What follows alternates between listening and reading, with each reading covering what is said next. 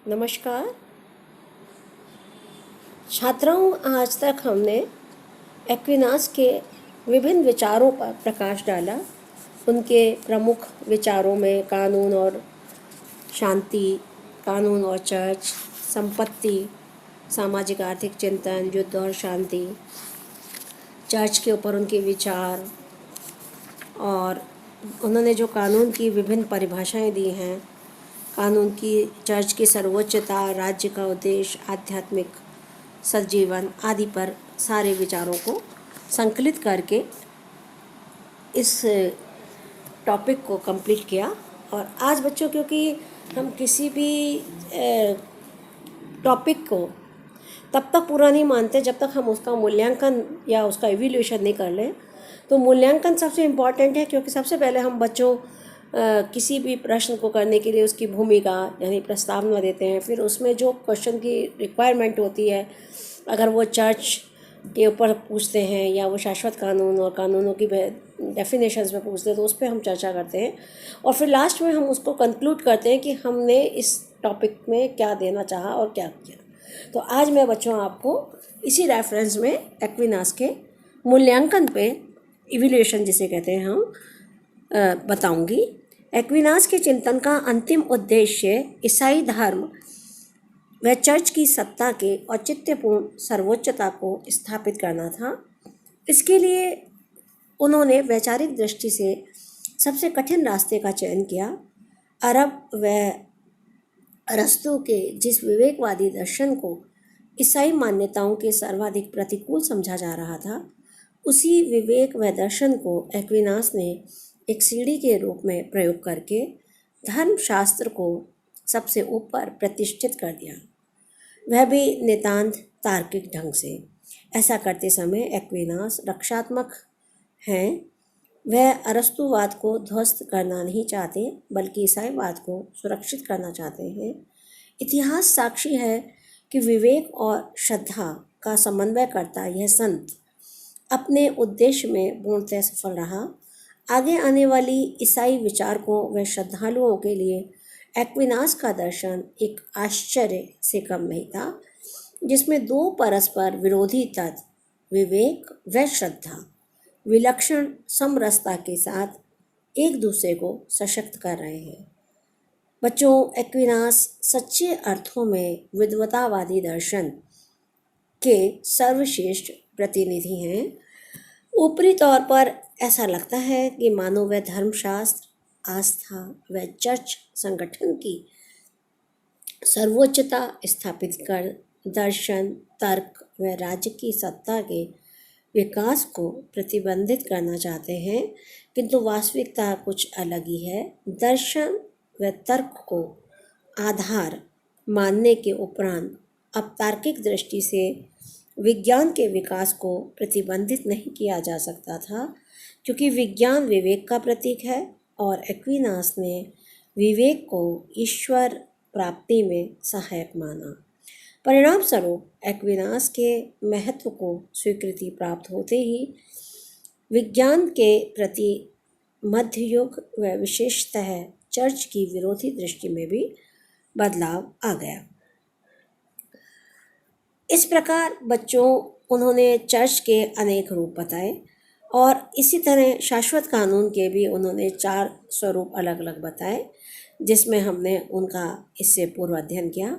आधुनिक युग के आगमन में विज्ञान की भूमिका को समझने के बाद एक्विनास का यह योगदान और अधिक गरिमापूर्ण हो जाता है। इसी प्रकार चर्च को सर्वोच्च मानते हुए भी एक्विनास ने राज्य को सांसारिक मामलों में व्यापक स्वायत्तता का समर्थन किया। यह राष्ट्रीय राज्य की अवधारणा के लिए प्रस्थान बिंदु के रूप में स्वीकार किया जाना चाहिए, जिसे मैकियावेली स्पष्ट स्वरूप प्रदान करते हैं। किंतु निश्चित रूप से एक्विनास का सर्वाधिक प्रभाव ईसाई धर्म पर ही पड़ा।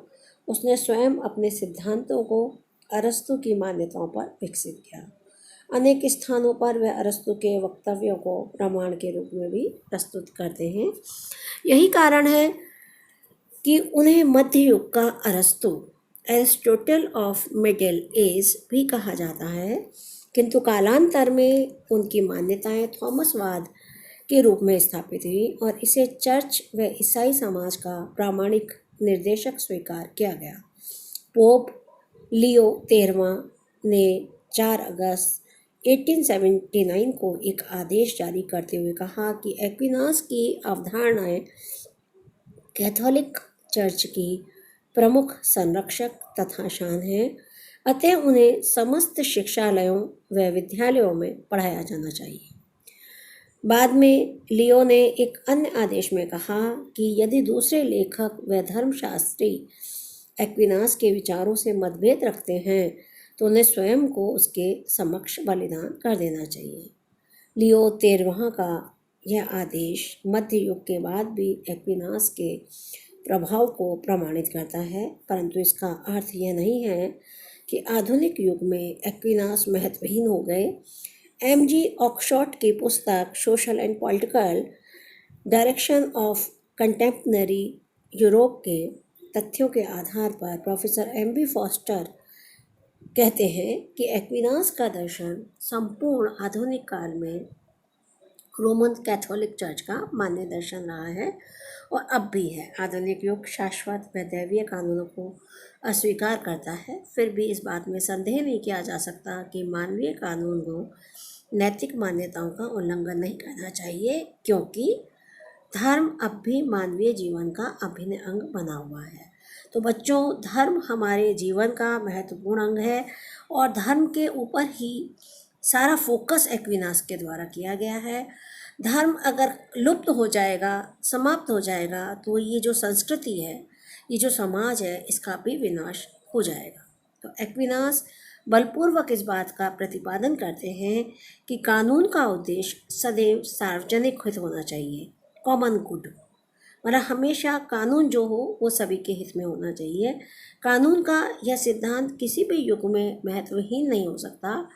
फलतः संत एक्विनास द्वारा प्रतिपादित कानून की अवधारणा की महत्वता न सिर्फ वर्तमान बल्कि आगे आने वाले समाज में भी कायम रहेगी।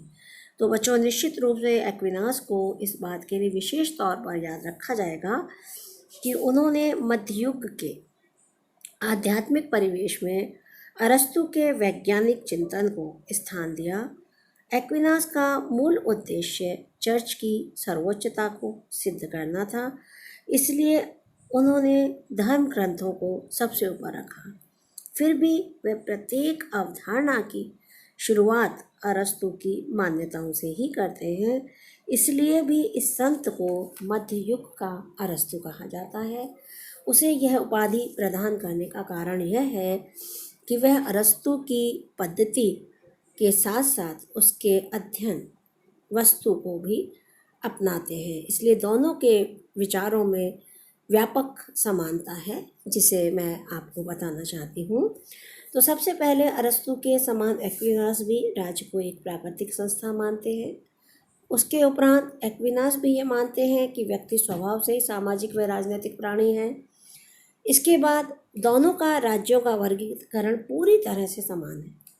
अरस्तु की भांति एक्विनास भी उस शासन को सही शासन मानते हैं जो सार्वजनिक हित में कार्य करे। इसके बाद में दोनों विचारक मानते हैं कि राज्य का उद्देश्य सद्जीवन, गुड लाइफ की प्राप्ति है, जिसने शासन को सद्गुण पर आधारित होना चाहिए।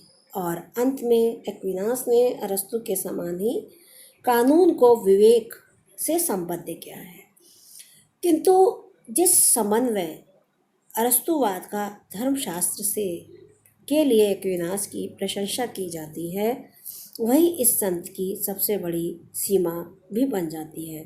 उनके चिंतन पर अरस्तु का व्यापक प्रभाव एक्विनास की मौलिकता को धूमिल करता है। मध्य युग में रहते हुए भी मध्य युग की सामान्य चिंतन परंपरा से मौलिक रूप से अलग विचार प्रस्तुत करने का श्रेय मैकियावेली को प्राप्त है। तो बच्चों, एक्विनास ने धर्म, चर्च, कानून पर अपने विशद विचारों को आपके समक्ष मैंने अपने विभिन्न वीडियो के माध्यम से किया, और आपसे ये मैं अपेक्षा करती हूँ बच्चों कि इन सभी वीडियोस को आप गहनता से समझने का प्रयास करें, देखें और जैसे मैंने हमेशा से आपको कमेंट बॉक्स में लिखने के लिए, कमेंट करने के लिए कहा है, वैसा करें।